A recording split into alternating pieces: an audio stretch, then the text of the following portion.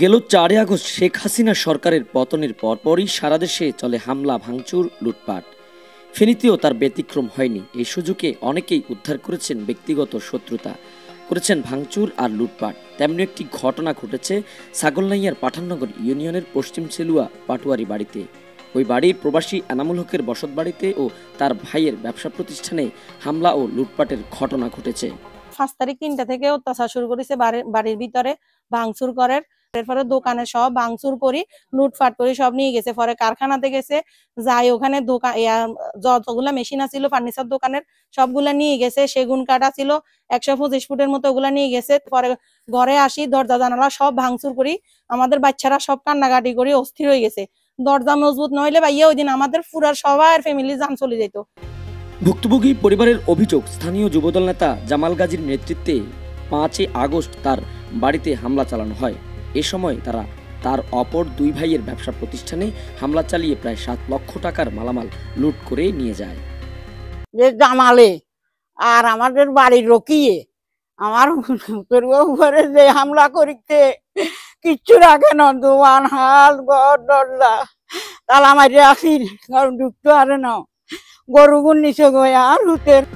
এ বিষয়ে প্রবাসীর স্ত্রী ফারহানা আক্তার সুমি স্থানীয় যুবদল নেতা জামাল গাজী, রকি, ইমন, রাজু, রনি, সাকিব, হৃদয়, জামশেদ ও বাদশার নামে সেনাবাহিনীর ক্যাম্পে একটি অভিযোগ দায়ের করেন। বর্তমানে পরিবারটি এখনও আতঙ্কের মধ্যে রয়েছে। এছাড়াও তারা নিরাপত্তাহীনতায় ভুগছে, তাই তারা প্রশাসনের নিকট এ বিষয়ে যথাযথ ব্যবস্থা নেওয়ার আহ্বান জানান।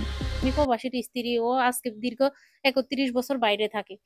আমাদের আর কিছুই রাখেন না, দোকানপাট লুট করে নিয়ে গেছে, আমাদের কারখানার সবকিছু নিয়ে যায় এবং কি আমাদেরকে রাত্রে পেট্রোল নিয়ে আসি, বলছে যে আমাদেরকে ঘর বাড়ি জ্বালাই ফেলবো, সবকিছু পুড়ে ফেলবো, আরো ১০ লাখ টাকার সাদা চাইছে আমাদের কাছে।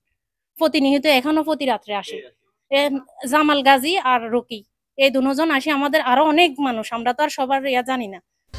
এ বিষয়ে অভিযুক্ত জামাল গাজীর সাথে মুঠোফোনে যোগাযোগ করলে তিনি সকল অভিযোগ অস্বীকার করে বলেন, প্রবাসী এনামের ভাই যুবলীগ নেতা জাহিদ বিভিন্ন সময় তাকে মামলা হামলা দিয়ে হয়রানি করেছে। এখনো তারা তার বিরুদ্ধে ষড়যন্ত্র অব্যাহত রেখেছে। আমার বক্তব্য এই সম্পর্কে আমার কোনো কিছু অবগত নাই। যদি কেউ আমার বিরুদ্ধে মিথ্যা একটা অভিযোগ করিয়া থাকে, এটা আল্লাহ দেখবে। আর প্রশাসনিক ভাবে যদি এরা যাদেরকে সন্দেহ করে তারা আইনগত ভাবে ব্যবস্থা নিবে। যদি আমি অপরাধী, আমার বিচার হোক।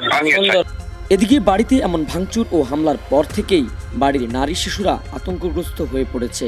তাদের দাবি, তাদের স্বাভাবিক জীবনযাপন ব্যাহত হচ্ছে। এমত অবস্থায় তারা প্রশাসনের কাছে দ্রুত সহযোগিতা প্রার্থনা করেন।